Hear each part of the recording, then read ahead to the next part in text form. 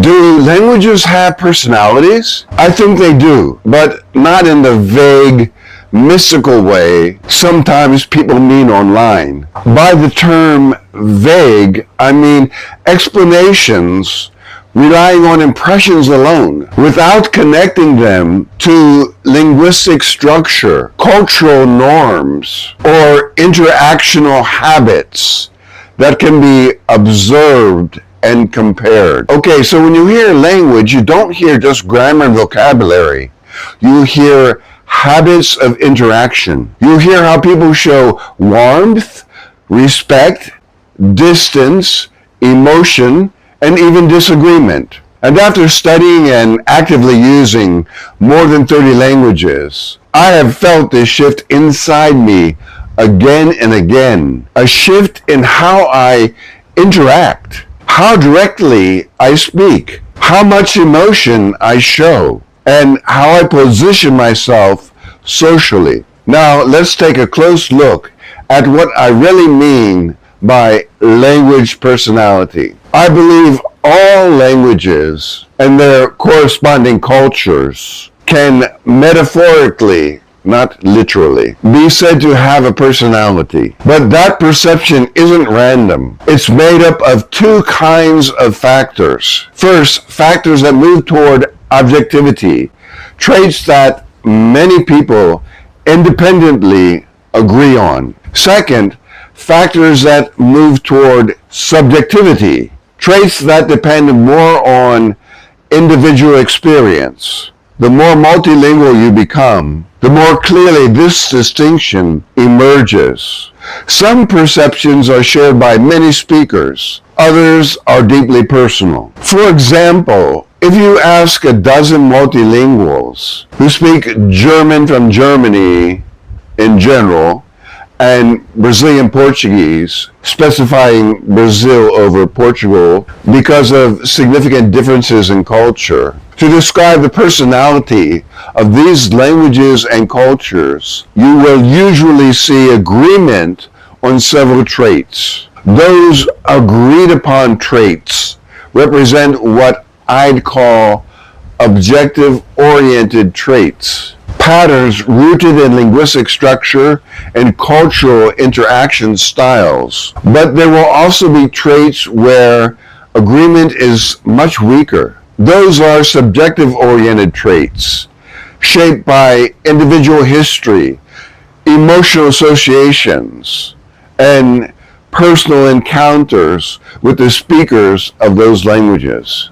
And both matter. Let me make this concrete by showing differences in the way a request is commonly made in 4 distinct languages and cultures. So let's say American English. Could you help me for a moment? This phrase is quite neutral, polite, and basically emotionally unmarked. Now Japanese. Sumimasen, moshi yoroshikereba. Literally, excuse me, if it were acceptable to you, or if it were okay. Rather than stating the request, the Japanese speaker creates a social opening, and the listener is expected to infer that help is being requested, and sometimes what kind of help, if it's obvious. German. Können Sie mir kurz helfen? Can you help me briefly? It's very clear, efficient, and direct. Politeness is expressed through structure, not softening of the phrase. Brazilian Portuguese. Oi, tudo bem? Você pode me dar uma ajudinha? Literally, hi, how are you? Can you give me a little help? The greeting and the diminutive, ajudinha, inha for diminutive, add warmth before the request itself. So why does this perception matter more as you learn more languages? Now, here's the part I think is crucial and rarely talked about. What really matters is how strongly a language learner develops a distinct perception of the personality of a language and culture. And this becomes more important the more foreign languages you learn. I found that when my perception of a language's personality is robust, strong, and distinct, it actually helps me keep languages separate, reduce interference, switch more cleanly between languages, communicate more naturally within that language and associated culture, and ultimately be perceived as a more competent speaker. In other words, personality perception in language and culture isn't just philosophical, it's practical. Culture is embedded in language. That's because language personality isn't just vocabulary and grammar. It includes accent and prosody, body language modes of interaction, emotional norms, and even worldview. When I speak Japanese, I become more self-monitoring, constantly calibrating social distance. That's not accidental.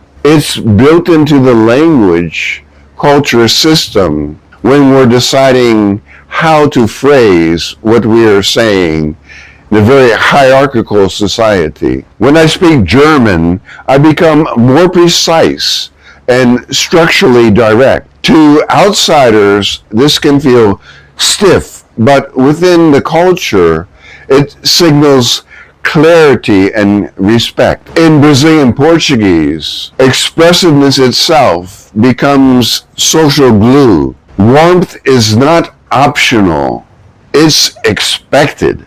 Russian, on the other hand, allows directness without emotional distancing. Blunt language can coexist with deep personal warmth. For example, here's how one would commonly say no in these languages and cultures. In English, I'm not sure that would work.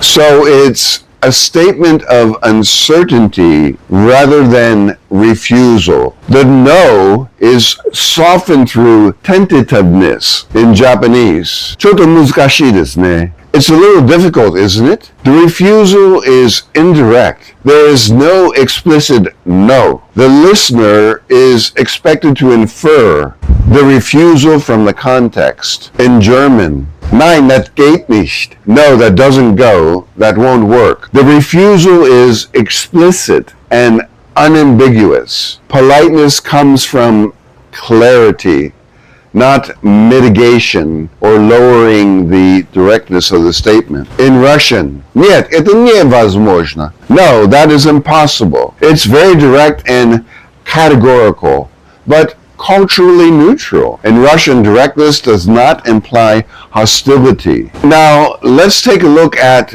emotional sensitivity and native-like command of a language. The deeper the assimilation of these diverse aspects, accent, rhythm, prosody, interaction style, the greater the facilitation of native-like command in active use. In other words, it becomes much easier. This process is really an expression of emotional sensitivity. Sensitivity toward the collective identity of the language community and the individual people who represent it. This sensitivity is what allows a learner to move beyond correctness toward belonging to this language and cultural community. So we come to the question, does language shape thought? Most linguists would deny that language controls thought, but that's their perception of what it means. Most of them will accept that it nudges habits of attention, what you pay attention to. In other words, the language and culture focus our attention on certain aspects of our environment and the situation we're in. And when you live in many languages, you feel that nudge. Especially now that I'm retired, I'm moving through languages all the time. So back in Japan, where I live, being Japanese, my home base, Japanese mainly, and some English. Going to China this year, Chinese. Going to the Philippines, Filipino and Tagalog. At least I'm trying hard to learn it. Now in Indonesia, Indonesian. Well, actually, this is part from last year. Uzbekistan, I spoke Russian, etc. I moved through a lot of different languages and cultures, which I'm very familiar with over the past 4 or 5 decades. So as I move between these languages and cultures, I feel that nudge in how directly I speak, how emotionally I respond, how do I show my emotions, and how I frame relationships, the social stance between myself and the person or people I am speaking with. So I would answer, yes, languages do have personality.